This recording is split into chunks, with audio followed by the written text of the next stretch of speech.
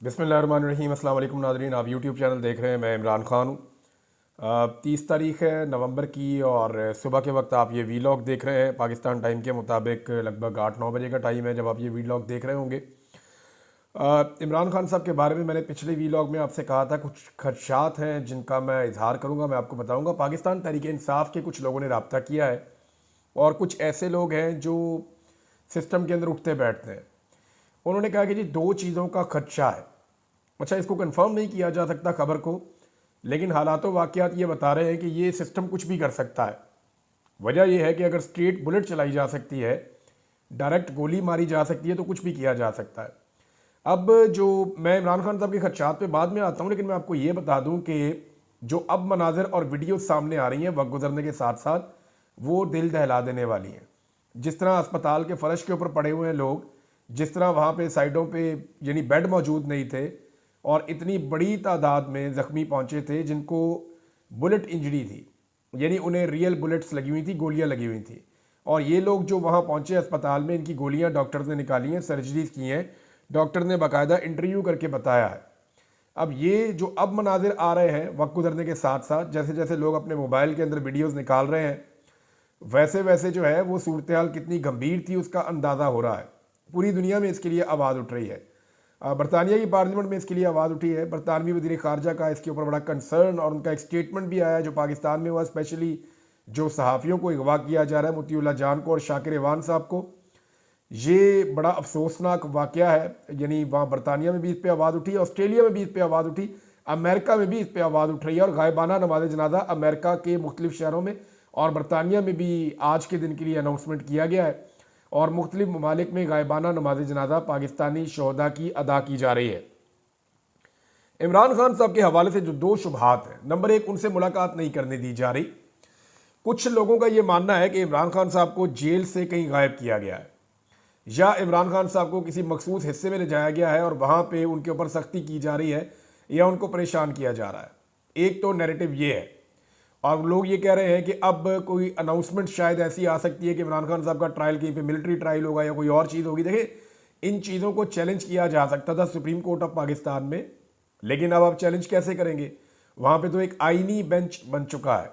तो जब supreme court of Pakistan में एक आईनी बेंच है और वो जो आईनी बेंच है वो हुकूमत की मंशा के मुताबिक है, यानी पीपल्स पार्टी ने, नून लीग ने और MQM ने मिलकर वो अपनी मर्जी के जजेस का बेंच बनाया है। वो चीफ जस्टिस भी अपना लाए हैं, उन्होंने बेंच भी अपनी मर्जी का बनाया है। तो वहाँ पे कैसे मुमकिन है कि इमरान खान साहब को इंसाफ मिले? अगर पाकिस्तान तरीके इंसाफ पे फ़र्ज़ करें पाबंदी लग जाती है या गवर्नर राज लग जाता है या इमरान खान साहब को जो है वो मिलिट्री कोर्ट में भेज दिया जाता है, फौज की कस्टडी में दे दिया जाता है, तो ऐसी सूरत में ये मामला आईनी अदालत में जाएगा। आईनी अदालत को पूरी तरह से हुकूमत के कंट्रोल में है, तो वहाँ पे पाकिस्तान तरीके इंसाफ के लिए किसी किस्म का भी रिलीफ नहीं मिलेगा। लेकिन क्या हुकूमत ये कर सकेगी? ये एक बड़ा सवाल है, क्योंकि अवाम की ताकत अभी भी इमरान खान के पीछे खड़ी है और बैनुल-अक़वामी सतह पे तमाम तंजीमें जितनी भी हैं ह्यूमन राइट्स की, या जितने भी लोग ह्यूमन राइट्स के लिए बात करते हैं, आज़ादी इज़हार राय के लिए, रूल ऑफ लॉ के लिए बात करते हैं, जमहूरियत के लिए बात करते हैं, वो सारे इस वक्त इमरान खान को सपोर्ट कर रहे हैं। दूसरी एक और जो शुबा है जिसका इजहार किया जा रहा है वो ये है कि इमरान खान साहब की जान को खतरा है। किसी लेवल के ऊपर यह कहा गया कि एक असेसमेंट की गई है कि अगर इमरान खान को कुछ हो जाता है तो पाकिस्तान में किस नौइयत का रिएक्शन होगा, ये किसी को अंदाज़ा भी नहीं है। ये जिन्होंने भी ये असेसमेंट की है, अगर की है, तो मैं उनको सिर्फ इस पर एक बात बता दूं कि आपको, मुझे और किसी को भी अंदाज़ा नहीं है कि फिर क्या होगा।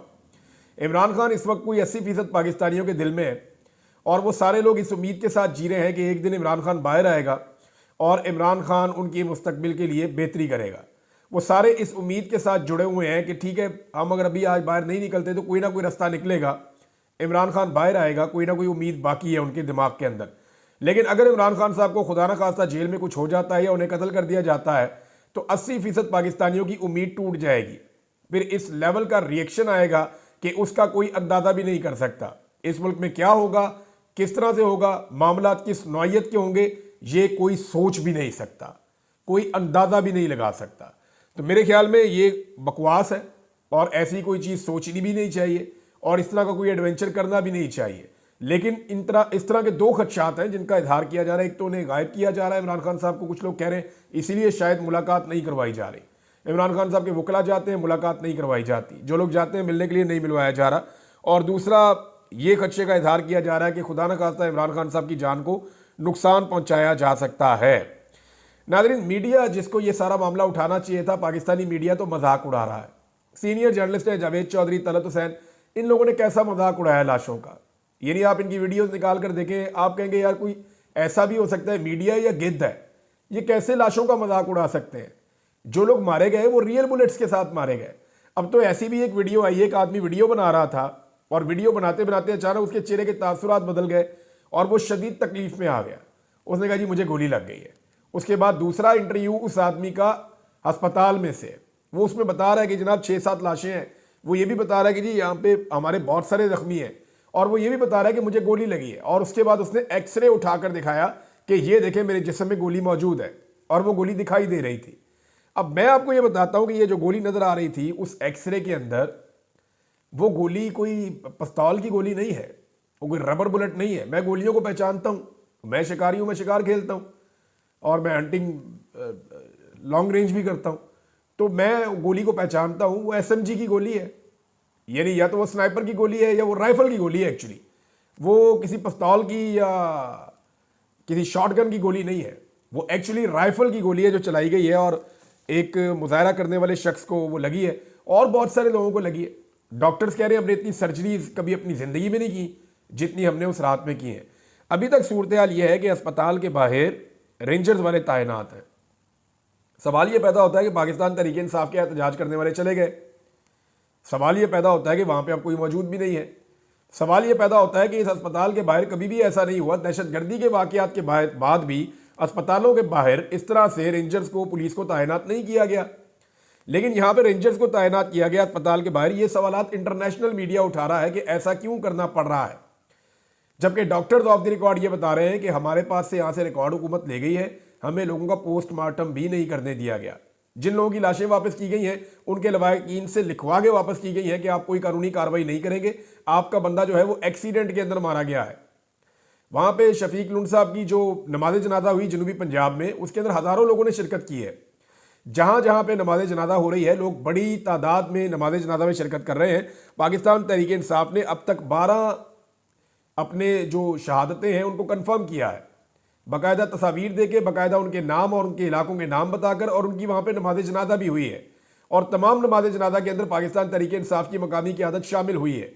और वहाँ के लोग जानते हैं कि ये शख्स डी चौक में एहतजाज के लिए गया था, अब इसकी लाश वापस आई है। हुकूमत जितना मर्जी झूठ बोल ले, लेकिन ये सच अब छुपा नहीं रह सकता। ये पूरी दुनिया को पता चल गया है कि इस्लामाबाद में उस रात क्या हुआ। मीडिया के सवालात जो अभी पूछे जा रहे हैं मीडिया पे, वो बहुत अजीब है। यानी मीडिया पूछ रहा है कि जनाब आप एहतजाज करने डी चौक क्यों गए? ये क्या सवाल हुआ भाई? कोई भी जा सकता है एहतजाज करने के लिए। और आपकी पार्टी के अंदर इख्तलाफ क्या हो रहा है? यानी कोई जाना चाहता, कोई नहीं जाना चाहता, तो एक्चुअली ऑर्डर किसका था? फिर ये फैसला किसका था डी चौक जाने का? ये सवालात मीडिया पूछ के टाइम ज़ाया कर रहा है, विक्टिम ब्लेमिंग कर रहा है। वो ये कह रहा है कि ना ये डी चौक जाते ना इन्हें गोली लगती। और भाई डी चौक कोई पहली दफा नहीं आया, ये क्या कोई नो गो एरिया हो गया? वो पुरअमन एहतजाज करने आ रहे थे, आप उन्हें गिरफ्तार कर लेते। गोली मारने का इख्तियार किसने दिया? पूरी दुनिया के किसी कानून में निहत्ते लोगों को गोली नहीं मारी जा सकती। हत्ता कि अगर किसी शख्स के पास हथियार है उसको भी गोली आप नहीं मार सकते जब तक कि वो आपके ऊपर गोली ना चलाए। किसी एक भी सरकारी आदमी को गोली नहीं लगी, या किसी एक भी जगह से ये रिपोर्ट नहीं हुआ मीडिया के जरिए से कि पीटीआई के लोगों के पास हथियार थे या वो हथियारों का इस्तेमाल कर रहे थे। जिसके हाथ में हथियार होता है उसको भी गोली नहीं मारी जा सकती, उसको वार्न किया जाता है, उसको गिरफ्तार किया जाता है। अगर वो गोली चलाए तो फिर उसके ऊपर गोली चलाई जाती है। ये इंटरनेशनली एक सेट पैटर्न है। लेकिन अब मीडिया के सवालात तो ये होने चाहिए थे कि जनाब गोली क्यों चलाई? सवालात तो ये होने चाहिए थे कि एहतजाज का पुरअमन हक जो है वो क्यों नहीं दिया गया? एहतजाज यानी सवालात तो ये होने चाहिए थे ना कि जनाब आप ये पूछते हैं कि गोली किसके हुक्म पर चली और गोली क्यों चली। ये है बड़ा सवाल जिसका जवाब कोई देना नहीं चाहता। अब कुछ नाम सामने आना शुरू हो गए हैं जो लापता हैं, लेकिन बहुत सारे लोगों के बारे में मालूम नहीं है। तारीख में कभी इतने बड़े पैमाने पर एक एहतजाज में से गिरफ्तारियां नहीं हुई। 4000 से ज्यादा लोगों का रिमांड ले लिया गया है। दहशतगर्दी के मुकदमात लोगों के ऊपर दर्ज किए गए हैं। अस्पतालों से और मुख्तलिफ जगहों से जो मजीद वीडियोज आ रही हैं वो परेशान कर देने वाली हैं। आलमी मीडिया ने बहुत सारी चीज़ें क्लियर कर दी हैं। पाकिस्तानी मीडिया की सूरत हाल मैंने आपको बता दी है। और तहरीक इंसाफ की क़यादत की ये सूरत हाल है कि ये इस्लामाबाद में कुछ लोग मौजूद हैं लेकिन अस्पताल जाने से कतरा रहे हैं। तहरीक इंसाफ की लीडरशिप को अस्पताल जाना चाहिए, डॉक्टर से मिलना चाहिए, वहां अगर कोई मरीज मौजूद है तो उनसे मिलना चाहिए।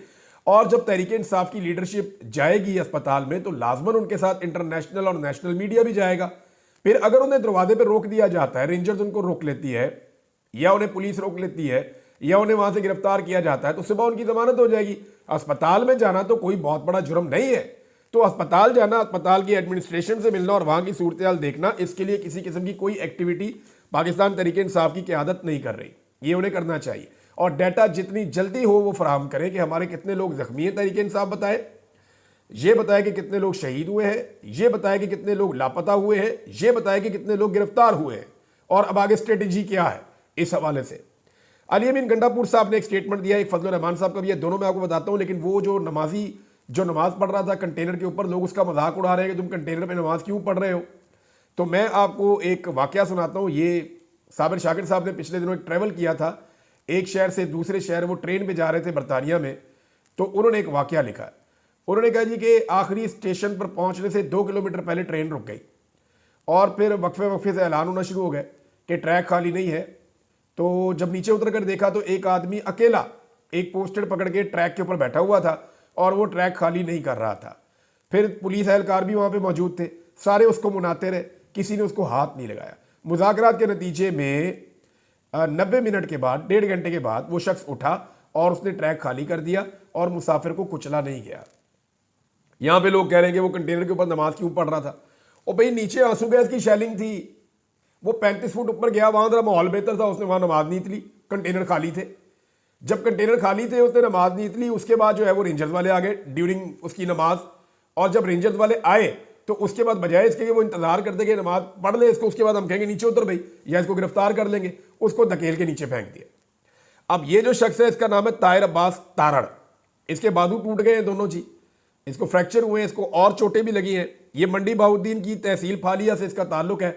और चौधरी इम्तियाज साहब जो हैं, हाजी इम्तियाज चौधरी, जिन्होंने पंजाब में सबसे ज़्यादा वोट लिए हैं, जिन्हें अगवा भी किया गया था, जिनकी फैमिली को बहुत परेशान किया गया, उनकी एक बुजुर्ग वालदा की वीडियो भी आप देखते रहे हैं, इनके घरों को भी तोड़ा गया है। तो ये हाजी इम्तियाज चौधरी साहब का कारकुन है, उनके इलाके का है ये, ताहिर अब्बास तारड़ उर्फ बाबा। और इसको जनाब इसके भाई की एक वीडियो आई है, इसके भाई का नाम है नवीद।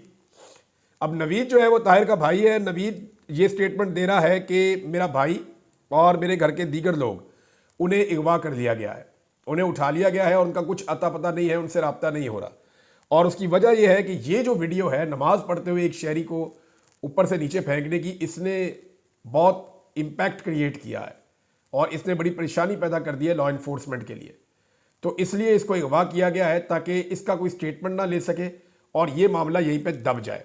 लेकिन मामला यहाँ कहाँ दबेगा, इसके अंदर उलमा को रद्द-ए-अमल देना चाहिए, उन्हें बताना चाहिए कि क्या नमाज पढ़ते हुए एक शख्स के साथ इस तरह का सलूक करना ये जायज़ है। मैं उम्मीद करता हूँ ताहिर अशरफी से कि वो बहुत बड़े आलिम दीन कहलाते हैं, तो वो ये कहें और बताएं कि एक नमाज पढ़ते हुए शख्स को इस तरह धक्का देकर ऊपर से नीचे फेंक देना, वो इसको जायज़ करार देते हैं। इस्लामी नजरियाती कौंसिल इसके ऊपर क्या मौक़िफ़ लेती है और मुफ्ती तकी उस्मानी साहब इसके बारे में क्या फरमाते हैं। नाज़रीन, ये जो कुछ भी हुआ इसकी असल कहानी क्या है, ज़रा इसको थोड़ा सा मैं आपको आज बिल्कुल सिंपल एक्सप्लेन कर देता हूँ। हुआ ये कि 2.5 साल पहले साजिश के ज़रिए इमरान खान साहब की हुकूमत गिरा दी गई। लोगों को बहुत गुस्सा आया, लोगों ने उस पर रद्द-ए-अमल दिया। फिर बड़ा लंबा अरसा इलेक्शन ही नहीं करवाए गए जानबूझकर, यानी जो ऐसी हुकूमत बनाई गई जो जाली हुकूमत थी, उसके बाद निगरान हुकूमतें आई तो फिर इलेक्शन ही नहीं करवा रहे थे। लोग भरते गए, बहुत परेशान हो गए। फिर ये हुआ कि पाकिस्तान तहरीक इंसाफ के हाथ पाँव बांध कर, उनसे इंतखाबी निशान छीन कर, उनके सारे बंदे उठा कर, यानी हर तरह का जो है वो जबर करके इलेक्शन करवाए गए और पाकिस्तान तहरीक इंसाफ ने क्लीन स्वीप कर दिया पूरे इलेक्शन में। इसके बावजूद फिर जाली फार्म 47 के ऊपर उनका मैंडेट छीन लिया गया। अब लोग अपना मैंडेट लेने के लिए वापस आए, लोगों ने तमाम दरवाजे खटखटाए, अदालतों में गए, हर जगह पे गए, ट्रिब्यूनल तब्दील कर दिए गए, रिटायर्ड जज लगा दिए गए, अदालत को ही बदल दिया गया, तमाम हथकंडे अपनाए गए। लेकिन इसके बावजूद जो हुकूमत आकर बैठी उसने डिलीवर भी नहीं किया। पाकिस्तान की मईशत पूरी तरह तबाह हो चुकी, पाकिस्तान के अंदर महंगाई अपने उरूज पर है। अब इन सारी चीज़ों को आप प्लस माइनस करें तो लोग गए खसारे में। अब वो लोग एहतजाज करने के लिए आते हैं और उन पर गोलियां चला दी जाती हैं। अब ये जो जुल्म और तशद्दुद पाकिस्तान में हो रहा है, ये गुज़िश्ता तकरीबन 2.5 साल से हो रहा है और 2.5 साल से अब तक पाकिस्तानियों ने सुख का सांस नहीं लिया। यहाँ अगवा बराए बयान होते हैं, यहाँ तशद्दुद किया जाता है, लाशें गिरती हैं, औरतों को और बच्चों को गिरफ्तार किया जाता है, लोगों को लापता किया जाता है, जबरी गुमशुदगियाँ होती हैं। एक मार्शल लॉ जैसी सूरत हाल है पाकिस्तान में। अप्रैल 2022 से लेकर अब तक लगभग 2.25 साल होने वाले हैं, 2.5 साल से ऊपर हो गए हैं। चादर और चार दीवारी का तकद्दुस पामाल किया गया। पाकिस्तान की तारीख में सबसे ज्यादा गिरफ्तारियां जो सियासी नौयत की हुई हैं वो इस दौर में हुई हैं। ये है जी सिंपल कहानी। ये सारी एपिसोड इसी के गिर्द घूम रही है कि इमरान खान को नहीं आने देना, हमने इमरान खान को नहीं आने देना, दुनिया इधर से उधर हो जाए। और अब तो डर दुगना हो गया। वजह यह है कि पहले तो इमरान खान साहब के पास एक शहीद था ना, वो उसका हर जगह नाम लेते थे, वो हर जगह कहते थे कि मेरा शहीद, वो हर जगह पे नाम लेते थे। जिले शाह का की ज्यादती हुई बहुत हमारे साथ। अब तो उनके कई लोगों को शहीद कर दिया गया है और अब तो इमरान खान का ये लोग सामना नहीं कर पाएंगे। और इमरान खान साहब किसी किस्म का कंप्रोमाइज करने के लिए फिलहाल अब तक तैयार नहीं है। गंडापुर साहब ने वफाकी हुकूमत के साथ जो है वो और फौज को, वफाकी हुकूमत को और इदारों को मुखातिब किया है अपनी असम्बली में खड़े होकर। उन्होंने कहा गवर्नर राज लगाना है तो लगा दो, इसके बाद तुम हमारे सूबे में नहीं रह सकोगे। ऐसा नहीं है, वो सूबे में ही रहेंगे और गवर्नर राज अगर वो लगाना चाहेंगे तो वो लगा भी देंगे। लेकिन इसका फायदा अली अमीन गंडापुर साहब को होगा, इमरान खान साहब को और पाकिस्तान तरीके इंसाफ को होगा। उनकी मकबूलियत में इजाफा होगा। गो कि उनके पास जो एक सूबे में हुकूमत है वो उनकी चली जाएगी। लेकिन इसके बावजूद वैसे भी वहां पे उनकी हुकूमत किस नौयत की है, कोई काम तो वो खुद कर नहीं सकते, मजबूर है वहां पे। लेकिन एक हुकूमत के कुछ थोड़े बहुत फायदे होते हैं, वो फायदे भी चले जाएंगे। लेकिन इसका सियासी फायदा इमरान खान को और अली अमीन गंडापुर को होगा। और पाकिस्तान में सफोकेशन और पाकिस्तान में जो एक माहौल बना हुआ है ना, घबराहट का, एक बिल्कुल सफोकेट किया हुआ पूरे माहौल को, घुटन का एक माहौल बना हुआ है, वो घुटन पाकिस्तान में मजीद बढ़ जाएगी। अली अमीन गंडापुर ने खिताब करते हुए हुकूमत को धमकी दी कि इस वक्त से डरो जब हम ये कहेंगे कि हम भी गोली का जवाब गोली से देंगे। अगर तुमने फस्तायत जारी रखी तो फिर हम भी गोली का जवाब गोली से देने के लिए तैयार होकर आएंगे, फिर बताएंगे कि कौन भागता है। उन्होंने कहा पाकिस्तान में आइन की पासदारी का मकसद हासिल करके ही दम लेंगे, हमें इमरान खान की रिहाई चाहिए और जल्द से जल्द चाहिए। अली अमीन गंडापुर ने कहा कि अवाम अपने हक के लिए आइन के मुताबिक पुरअमन होकर निकले, लेकिन जब ये समझो कि तुम्हारा पुरअमन रहना कमजोरी बन रहा है तो इमरान खान से भी कहूंगा कि आइंदा पुरअमन रहने का ना कहना। उनका कहना था कि एक पुरअमन जमात पुरअमन तरीके से अपने लीडर की रिहाई के लिए निकलती है, पुरअमन एहतजाज के शुरका पर गोलियां बरसाना शुरू कर दिया जाता है। उन्होंने कहा हम कुर्सियों वाले नहीं हैं, गवर्नर राज लगाना है तो लगाओ, क्या हमारा खून सफेद है? दहशतगर्दी का मुकाबला हम करें, गवर्नर राज से डराते हो? चैलेंज देता हूं कि लगाओ गवर्नर राज। अली अमीन गंडापुर को गवर्नर राज इस वक्त सूट करता है, अगर लगेगा भी तो हो सकता है कि कुछ अरसे के अंदर वो खत्म हो जाए, क्योंकि उसके कुछ कानूनी मामला भी होते हैं, वो लगा नहीं रह सकता। तो अली अमीन गंडापुर साहब के ऊपर इस वक्त जो बहुत ज़्यादा बोझ है, या लोग ये कह रहे हैं कि वो अपने कारकुनों को छोड़कर दूसरी मरतबा चले गए और कारकुन वहाँ पे शहीद हुए हैं, तो इसका जो बोझ है वो अली अमीन गंडापुर साहब के ऊपर से कुछ हद तक उतर जाएगा। उन्होंने कहा इस्लामाबाद के चौकों पर मुझ पर फायर किए गए। इमरान खान ने हुक्म दिया कि डी चौक पहुंचे, हम पर बराह रास्त कई बार कातलाना हमले हुए। चाइना चौक और डी चौक में फायरिंग की गई। अपनी नस्लों को महफूज करने के लिए हमें इनकलाब लाना होगा। कौम को बताना चाहता हूं कि कुर्सी नहीं, इज्जत और खुददारी चाहिए। वादे रहे कि जुमेरात को हुकूमती ज़राए का बताना था कि वफाकी काबीना की अक्सरियत ने खैबर पख्तूनख्वा में गवर्नर राज लगाने की हमायत की है। फजलुर रहमान साहब ने जो स्टेटमेंट दिया है, उन्होंने कहा कि डी चौक पर बहुत गलत हुआ, जलसे और एहतजाज को दूसरों के लिए भी हक समझता हूं। क्योंकि देखिए ना, फजलुर रहमान साहब और पाकिस्तान तहरीक इंसाफ के दौर के अंदर पीडीएम की जमातें जब आई, इमरान खान साहब ने वेलकम किया। ये जब आए, इमरान खान साहब ने इनको फैसिलिटेट किया, किसी के ऊपर गोली नहीं चलाई, किसी को डंडे और आंसू गैस के शेल नहीं मारे। ये आते थे आराम से, अगर बैठ जाते थे, अपने मुतालबात रखते थे, कुछ मान लिए जाते थे, जो नहीं माने जाते थे तो ये वापस चले जाते थे। लेकिन इमरान खान साहब के दौर में ये फस्तायत नहीं हुई। हालांकि उनके दौर में भी मिलिट्री एस्टेब्लिशमेंट जो है वो पीडीएम की जमातों के कुछ हद तक पहले शुरू में खिलाफ थी, लेकिन बाद में वो भी पीडीएम की जमातों के करीब चले गए और इमरान खान साहब के खिलाफ हो गए। और उसकी जो सबसे बड़ी वजह मुझे समझ आती है, कॉमन सेंस की बात है, वो इमरान खान साहब की नौजवानों में बढ़ती हुई मकबूलियत है। पाकिस्तान के अंदर जो है वो एक सेट पैटर्न है कि एस्टेब्लिशमेंट कभी भी किसी ऐसे सियासतदान को नहीं रहने देती जिसकी अवाम में मकबूलियत बढ़ जाए। अब शाकिर रवान साहब के हवाले से नाज़रीन मैं आपको बताऊं कि उनका केस लगा लाहौर हाई कोर्ट में, लेकिन उनकी वालदा से धोखे से एक तहरीर ले ली गई है पुलिस की जानिब से और अपनी मर्जी की FIR काटी जा रही है। यानी एक के बाद एक धोखा किया जा रहा है। अभी तक शाकिर महमूद साहब का कुछ नहीं पता चल रहा कि वो कहाँ पे हैं, लेकिन ये सब जानते हैं कि वो कहाँ पे हैं, लेकिन उनके बारे में बताया नहीं जा रहा।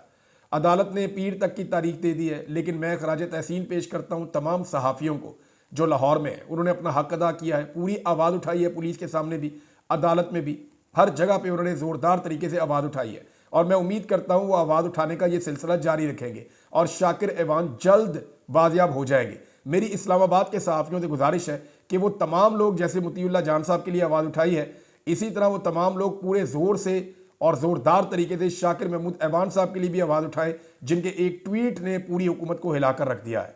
अब तक के लिए इतना ही। अपना ख्याल रखिएगा, अपने इस चैनल का भी। अल्लाह हाफ़िज़।